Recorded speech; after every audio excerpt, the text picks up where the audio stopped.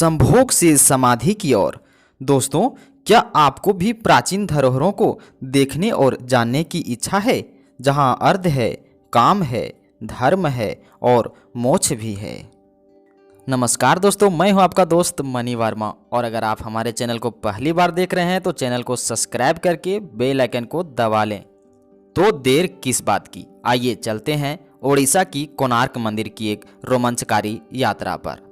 मैं और हमारे ढेर सारे मित्र निकल पड़े, मन में ढेर सारी जानने की इच्छाओं को लेकर कोणार्क की यात्रा पर। अद्भुत स्थापत्य कला की वजह से कोणार्क के सूर्य मंदिर को यूनेस्को ने वर्ल्ड हेरिटेज साइट में सन 1984 में शामिल किया।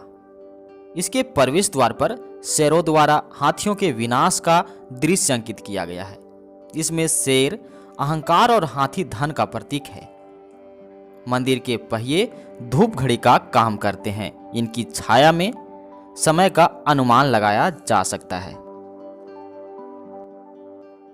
दोस्तों, मंदिर में प्रवेश करने से पहले आपको टिकट काउंटर से टिकट लेना होगा, जहां पर भारतीय, सार्क देश और बिम्स्टेक संगठन देशों के लिए प्रति व्यक्ति 40 रुपये का टिकट लगेगा तथा विदेशी नागरिकों के लिए प्रति व्यक्ति 600 रुपये का टिकट लगेगा। 15 वर्ष से कम उम्र के बच्चों के लिए कोई टिकट दर नहीं लिया जाता है। आप डेबिट कार्ड, क्रेडिट कार्ड या फिर www.asi.nic.in पर जाकर भी ऑनलाइन टिकट ले सकते हैं, जिसके बाद आप मंदिर में प्रवेश कर सकते हैं। ओडिशा में पुरी जिले से लगभग 23 मील की दूरी पर चंद्रभागा नदी के तट पर कोणार्क का सूर्य मंदिर स्थित है।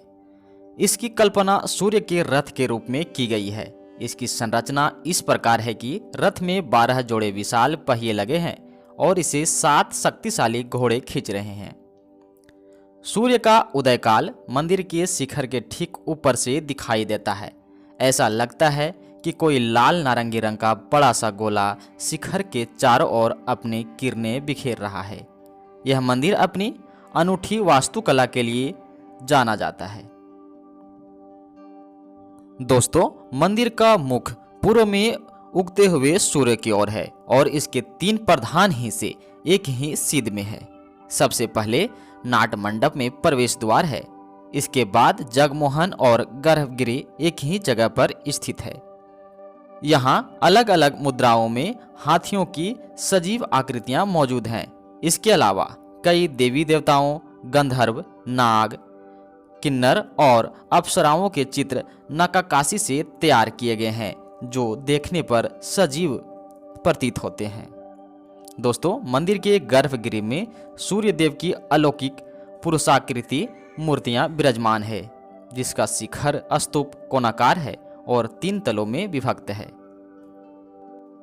इस मंदिर के चारों ओर जो नक्काशी की गई है वे मुद्राएं कामुक हैं और काम वासना को दर्शाती हैं।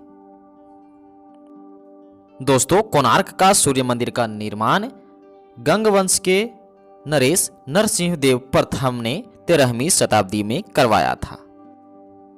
यह मंदिर भारत के उत्कृष्ट स्मारक स्थलों में से एक है।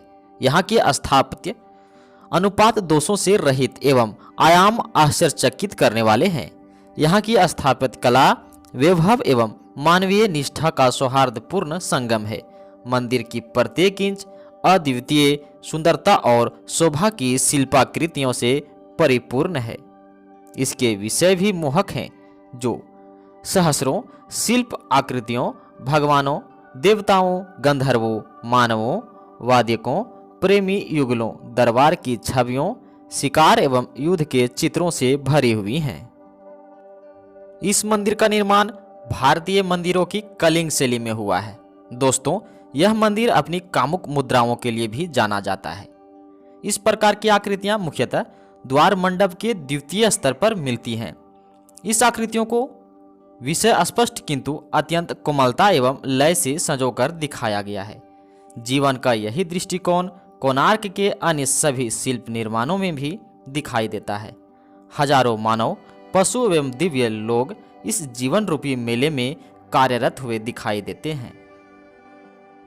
इस स्थान के पवित्र तीर्थ होने का उल्लेख कई पुराणों और संहिताओं में मिलता है। एक प्रचलित कथा के अनुसार कृष्ण और जामवंती के पुत्र शाम अत्यंत सुंदर थे। स्त्रियों के साथ उन्हें आपत्तिजनक अवस्था में देखकर बिना कुछ सोचे श्री कृष्ण ने उन्हें कुष्ठ रोगी होने का श्राप दे दिया। शाम ने उनसे क्षमा मांगी तो भगवान ने अपने पुत्र को कोणार्क जाकर सूर्य की आराधना करने का आदेश दिया। आराधना से प्रसन्न होकर सूर्यदेव ने उन्हें चंद्रभागा नदी में स्नान करने को कहा। स्नान के दौरान उन्हें कमल पत्र पर सूर्य की मूर्ति दिखाई पड़ी। फिर उन्होंने ब्राह्मणों से उसकी प्राण प्रतिष्ठा करवाई। इस तरह उन्हें अपने पिता श्री कृष्ण के शाप से मुक्ति मिल गई। पुराणों में इस सूर्य मूर्ति का उल्लेख कोणार्क अथवा कोणादित्य के नाम से किया गया है।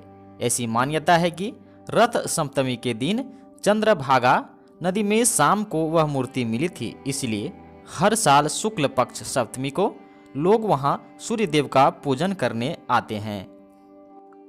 दोस्तों, महान कवि व नाटककार रविंद्रनाथ टैगोर ने इस मंदिर के बारे में लिखा है कि कोणार्क जहां पत्थरों की भाषा मनुष्य की भाषा से श्रेष्ठतर है।